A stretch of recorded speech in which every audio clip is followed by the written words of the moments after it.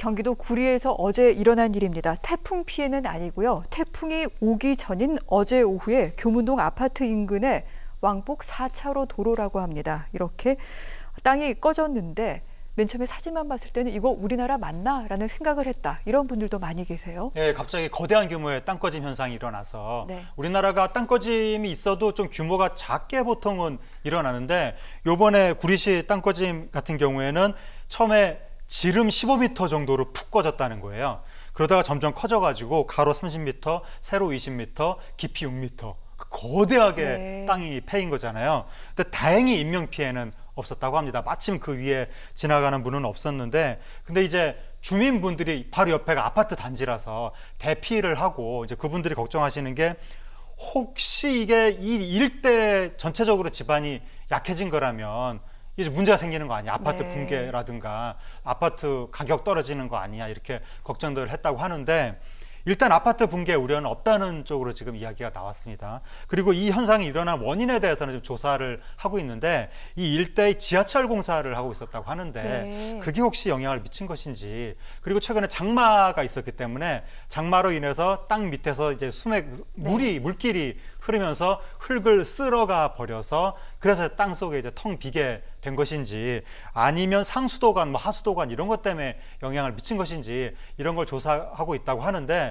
우리가 이러한 그 것들에 대해서 경각심은 가져야 되겠지만 또 너무 공포심을 가지고 지역 주민들이 또 막 그 과도하게 또 괴담이 퍼지고 이러면 안 되니까, 한 10여 년 전에도 잠실에서 무슨 큰 공사하다가 지하수 수맥 건드렸다고 잠실 일대가 이제 거대하게 이제 그 집안이 내려앉을 거라고 소문이 엄청나게 돌았었는데 10여 년이 지났지만 아무 일도 없잖아요. 그러니까 이제 너무 공포심을 가질 필요는 없는 것 같고 좀 냉정하게 네. 조사 결과를 지켜봐야 될 것 같습니다. 알겠습니다. 원인은 분명히 좀 밝혀야 될 텐데, 하지만 이 싱크홀 문제, 우리 사회에서 좀 풀어야 될 문제가 된 지는 오래된 것 같습니다.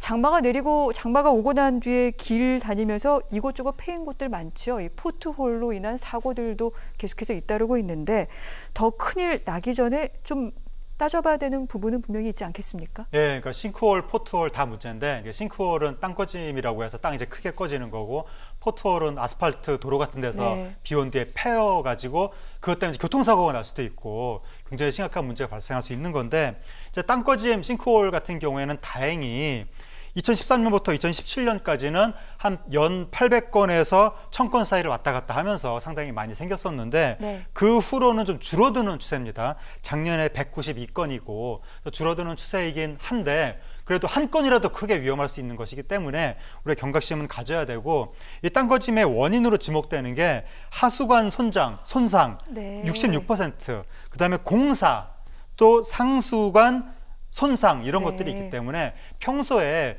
이런 상수도 하수도 관리를 좀 철저히 해야 되겠다. 노후시설은 빨리빨리 좀 교체를 해야 되고, 또 공사할 때 잘못 건드리면 큰일 나기 때문에 안전 조치 이런 걸 잘 해야 되고, 그리고 포트홀에 대해서는 지금 올 장마 때 포트홀이 경기도의 경우에 작년 동기 대비 2배가 더 많아졌다고 합니다. 그러니까 포트홀을 굉장히 지금 유념해서 항상 조사를 해야 되는데, 올해부터 이제 경기도가 네. 인공지능 방식을 도입해서 포트홀이 잘 생기는 지역을 잘 판정을 해가지고 이 보수 공사를 할 때도 이제 탄탄하게 공사를 하는 쪽으로 이렇게 한다고 하니까 네. 이런 방식을 노하우를 잘 이제 만들어가지고 전국적으로 확산할 필요가 있어 보입니다. 네, 세심한 관리 좀 기대해 보도록 하겠습니다.